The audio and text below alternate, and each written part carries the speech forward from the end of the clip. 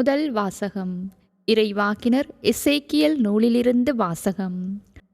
ஆண்டவர் என் செவிகளில் உரத்த குரலில், நகருக்கு தண்டனை வழங்குவோரே, நீங்கள் ஒவ்வொருவரும் கொலை கருவியை கையிலேந்தி நெருங்கி வாருங்கள் என்றார். இதோ 6 ஆள்கள் வடக்கு நோக்கி இருக்கும் மேல் வாயிலின் வழியாக வந்தனர். ஒவ்வொருவர் கையிலும் ஒரு கொலை கருவி இருந்தது.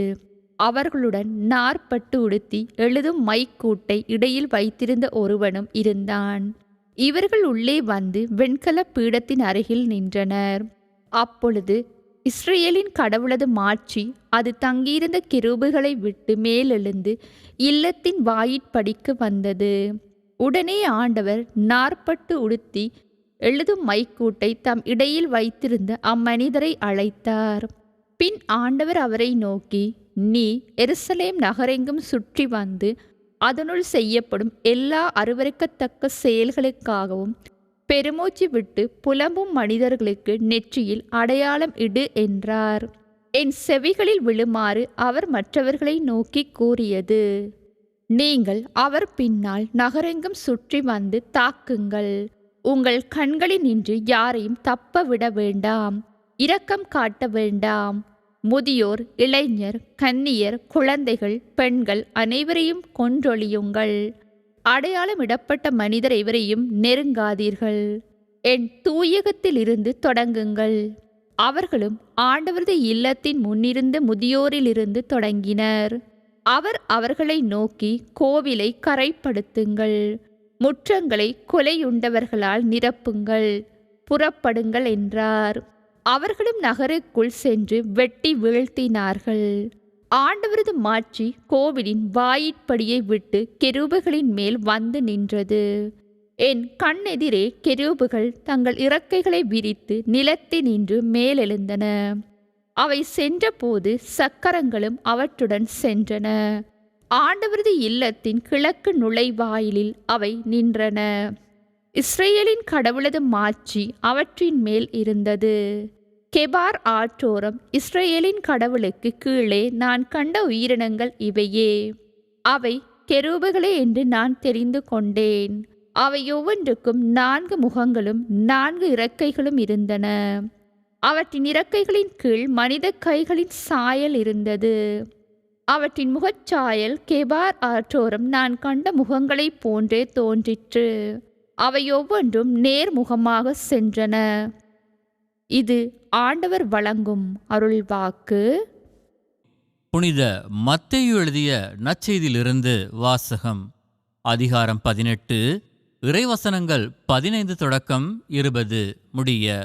அக்காலத்தில் இயேசு தம் சீடர்களிடம் கூறியது, உங்கள் சகோதர சகோதரிகள் ஒருவர் உங்களுக்கு எதிராக பாவம் செய்தால், நீங்களும் அவரும் தனித்திருக்கும்போது அவரது குற்றத்தை எடுத்து காட்டுங்கள். அவர் உங்களுக்கு செவிசாய்த்தால் நல்லது, உங்கள் உறவு தொடரும். இல்லையென்றால் 2 அல்லது 3 சாட்சிகளுடைய வாக்குமூலத்தால் அனைத்தும் உறுதி செய்யப்படும் எனும் மறைநூல் மொழிக்கு ஏற்ப உங்களோடு 1-2 பேரை கூட்டிக் கொண்டு போங்கள். அவர்களுக்கும் செவிசாய்க்காவிடில் திருச்சபையிடம் கூறுங்கள். திருச்சபைக்கும் செவிசாய்க்காவிடில் அவர் உங்களுக்கு வேற்று இனத்தவர் போலவும் வரிதண்டுபவர் போலவும் இருக்கட்டும். மண்ணுலகில் நீங்கள் தடை செய்பவை அனைத்தும் விண்ணுலகிலும் தடை செய்யப்படும். மண்ணுலகில் நீங்கள் அனுமதிப்பவை அனைத்தும் விண்ணுலகிலும் அனுமதிக்கப்படும் என நான் உறுதியாக உங்களுக்கு சொல்கிறேன். உங்களுள் இருவர் மண்ணுலகில் தாங்கள் வேண்டும் எதை குறித்தும் மனமொத்திருந்தால், விண்ணுலகில் இருக்கும் என் தந்தை அதை அவர்களுக்கு அருள்வார்.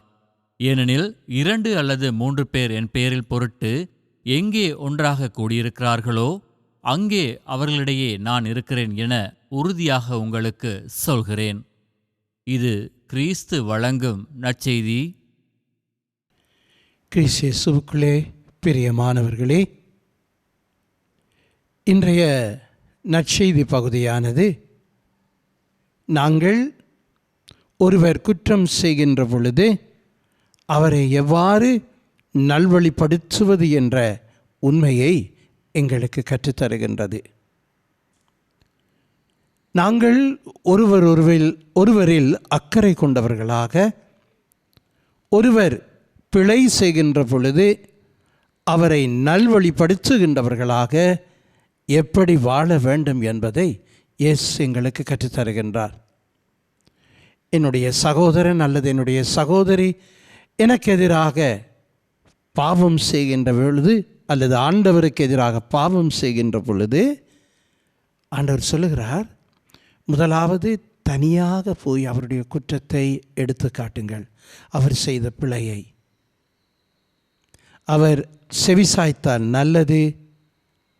அவ்வாறு அவர் செவிசாய்க்காவிட்டால் இன்னும் ஒருவரை அல்லது இருவரை அழைத்து சென்று அவருடைய பிழையை எடுத்து சொல்லி அவரை திருத்துவதற்கு முயற்சி பண்ணுங்கள். அதுவும் அவர் செவிசாய்க்காவிட்டால் பெரியவர்களிடம் கூறுங்கள், திரு அவையிடம் கூறுங்கள் என்று சொல்லப்படுகின்றது. அதிலும் அவர்கள் கேட்க மறுத்தால் அவர்களை நீங்கள் ஒதுக்கி விடலாம். அதாவது ஒதுக்கி விடுவது என்றதை விட நாங்கள் பல முயற்சிகளை மேற்கொள்ள வேண்டும். எங்களுடைய சகோதரர் அல்லது சகோதரிகள் பிழைகள் செய்தால் அதை சுட்டிக்காட்டி அவர்களை நல்வழிப்படுத்த, அவர்களை பரிகாசம் செய்வதற்கு அல்ல, அவர்களிலே குறை கண்டுபிடிப்பதற்கு அல்ல. ஒரே ஒரு நோக்கம், நாம் அவர்களை அன்பு செய்கின்றோம், ஆகவே அவர்கள் திருந்தி நல்வழியில் வர வேண்டும். இதைதான் ஆண்டவர் எங்களிடம் எதிர்பார்க்கின்றார். பல சந்தர்ப்பங்களிலே நாங்கள் செய்வது என்ன? ஒருவருடைய குற்றங்களை இன்னும் ஒருவருடன் கதைக்கின்றோம், ஒருவருடைய பிழைகளை பலரிடம் கதைக்கின்றோம். அதனால் எந்த பலனும் எங்களுக்கு கிடைக்காது. மாறாக நாங்கள் தனித்திருந்த வேளையிலே அவர்களுக்கு அவர்களுடைய குறைகளை எடுத்து சொல்லி அவர்களுடைய தீய வழியை விட்டு அவர்கள் விலகுவதற்கு நாம் ஒரு உதவியாக இருக்க வேண்டும், அவர்களுக்கு உத்திரமாக இருக்கக்கூடாது. ஆகவே இன்றைய நாளிலே மற்றவர்களிலே குறை காண்பதை தவிர்த்து அவர்கள் குறையிலே இருந்து நிறைவான வாழ்வுக்கு வருவதற்கு நாம் உதவியாக இருப்போம். அதே வேளையிலே நாமும் குறை செய்பவர்கள், பிழைகள் விடுபவர்கள் என்ற உண்மையையும் தாழ்ச்சியோடு ஏற்றுக்கொண்டு நம்மையும் மாற்றிக்கொள்வோம். மன்றாடுவோமாக. மண்ணுலகில் நீங்கள் தடை செய்பவை அனைத்தும் விண்ணுலகிலும் தடை செய்யப்படும் என்று சொன்ன ஆண்டவரே, இந்த மண்ணுலகிலே இருக்கின்ற தீமைகளை அகற்ற எங்களுக்கு வலிமை தாரும். எங்களுடைய உறவுகளை வளர்ப்பதற்கு நாங்கள் ஒருவரில் அக்கறை உள்ளவர்களாக எங்கள் வாழ்வை மாற்றி அமைக்க எங்களுக்கு வரம் தாரும். எங்கள் ஆண்டவராகிய கிறிஸ்துவின் பெயராலே ஆமென்.